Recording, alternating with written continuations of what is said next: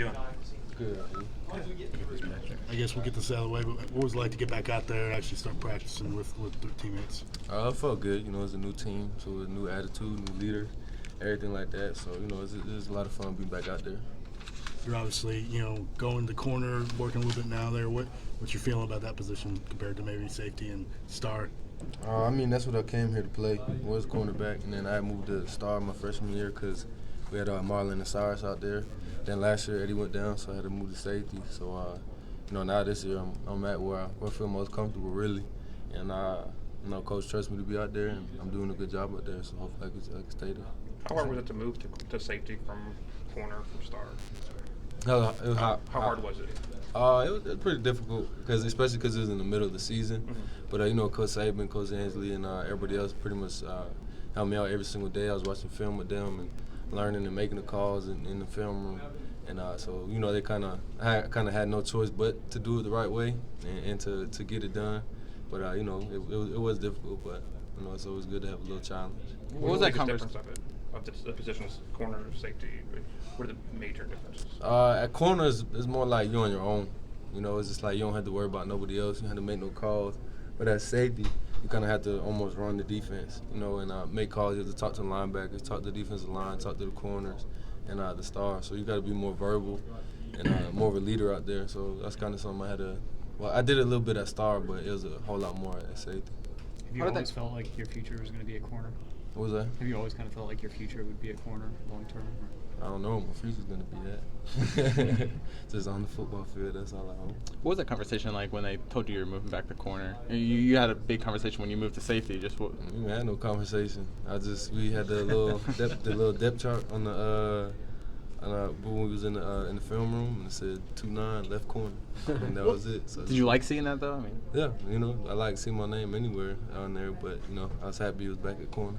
Is that where, maybe you don't know where the future holds, but is that where you kind of see yourself playing at next level possibly? Is that something that you can envision being the home for you there? Yeah, yes sir, definitely. So you guys actually have a depth chart? Not a Coach Saban calls it a rep chart, not a depth chart. He defined it for us this week. So yeah, a rep chart. That was my mistake. What are the leadership responsibilities for you this year? Definitely defensive wise, I'm one of the leaders for sure, and I kind of had to. Well, I think I established myself as a leader, and just more setting an example for the younger guys, and I just show them how it's supposed to be done, and even some of the older guys who don't know how to do it yet, just going out there and just showing them how it's supposed to be done. Minkah, safety and star more interception positions than corner, or make as many?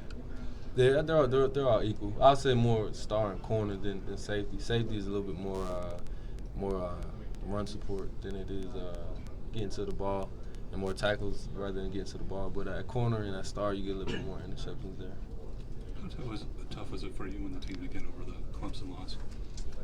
At first, like the couple hours after, when I was like around my teammates and my seniors or whoever's last game it was pretty tough because it was the last game. It was the last time I'm going to play with them, and just think about that was kind of upsetting. But the day after, I watched the game a couple times, and then I had to just switch my mindset and focus on the new team and new season.